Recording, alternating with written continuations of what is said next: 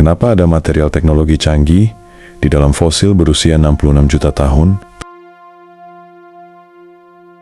Penemuan di Peru tahun 2025 ini membuktikan bahwa kepunahan dinosaurus mungkin bukan sebuah kecelakaan. Lupakan apa yang kamu pelajari di buku sejarah. Asteroid bukan satu-satunya pembunuh dinosaurus, dan kenyataannya jauh lebih mengerikan dari itu. Anda mungkin mengira dinosaurus punah hanya karena kelaparan. Anda salah. Bukti-bukti baru menunjukkan mereka seolah diburu secara presisi. Dari lubang aneh pada fosil tengkorak hingga ribuan telur yang hancur secara sistematis. Sebuah rahasia besar tersimpan di bawah lapisan bumi. Tahun 2025 menjadi titik balik. Penemuan fosil di Peru mengguncang dunia akademik. Di sela-sela tulang purba itu ditemukan sisa-sisa material yang menyerupai teknologi canggih. Apakah kepunahan ini adalah sebuah pembersihan yang direncanakan oleh peradaban yang lebih tinggi? Mari kita bedah apa yang sebenarnya terjadi 66 juta tahun lalu.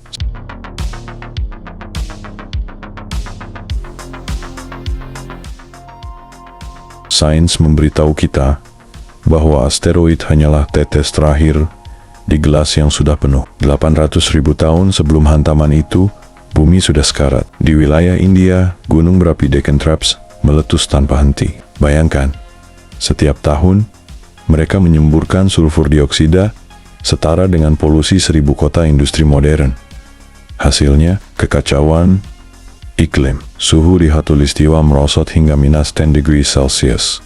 Membekukan hutan tropis, lalu melonjak hingga 40 derajat Celcius akibat efek rumah kaca. Dinosaurus raksasa yang membutuhkan ribuan kilo makanan setiap hari mulai tumbang karena kelaparan dan stres lingkungan. Dan tepat saat mereka berada di titik terlemah, malaikat maut dari langit datang. Sebuah asteroid berdiameter 10 km menghantam Yucatan dengan kecepatan 20 km per detik, 200 kali lebih cepat dari kereta peluru.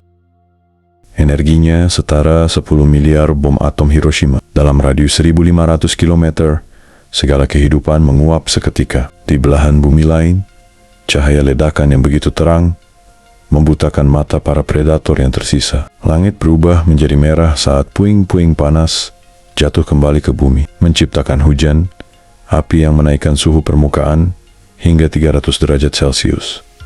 Laut mendidih, hutan terbakar, bumi menjadi panggangan raksasa. Setelah api padam, kegelapan datang. 2 triliun ton debu dan aerosol menutup matahari selama 20 tahun. Fotosintesis berhenti. Tanaman mati, diikuti herbivora, lalu predator puncak. Raja daratan, Tyrannosaurus Rex, kini menjadi pemakan bangkai.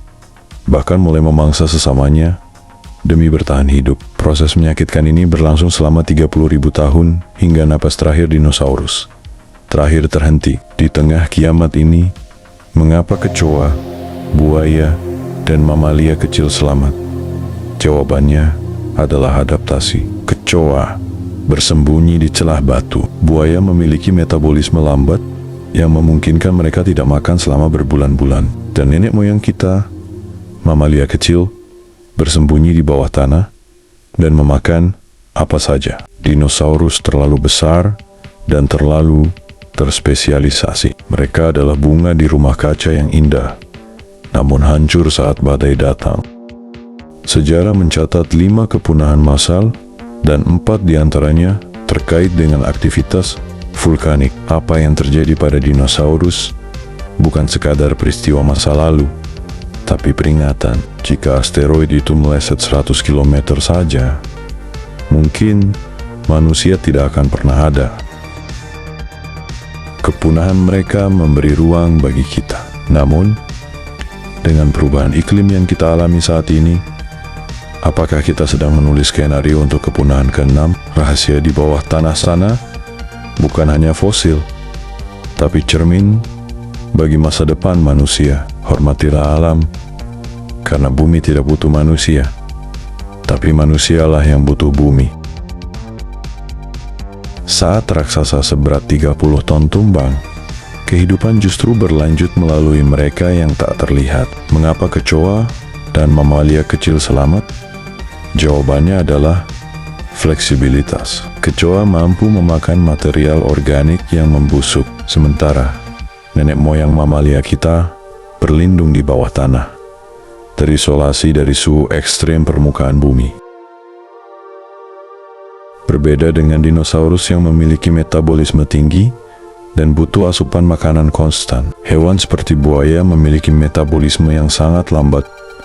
Mereka bisa bertahan hidup berbulan-bulan tanpa makan di dalam air yang tenang. Alam semesta sedang melakukan seleksi, bukan yang terkuat yang bertahan, melainkan yang paling bisa menyesuaikan diri dengan kekurangan.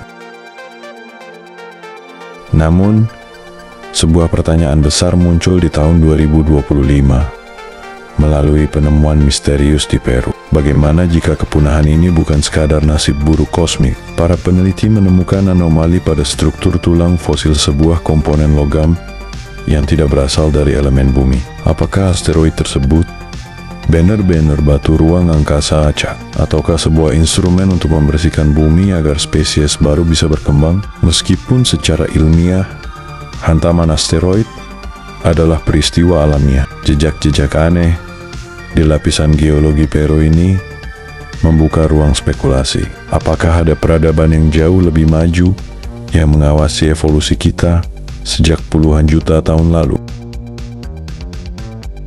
Dinosaurus berkuasa selama 160 juta tahun, namun lenyap hanya dalam waktu singkat. Manusia modern baru berada di sini selama 300.000 tahun. Kita berdiri di atas tulang belulang penguasa masa lalu, menikmati dunia yang tercipta dari tragedi mereka.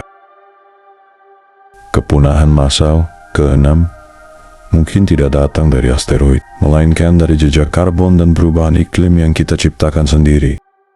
Fosil-fosil ini bukan sekadar pajangan museum, mereka adalah surat peringatan dari masa lalu. Bumi akan terus berputar dengan atau tanpa kita. Pertanyaannya, apakah kita akan belajar dari sejarah, atau kita hanya akan menjadi lapisan fosil berikutnya yang dipelajari oleh spesies masa depan?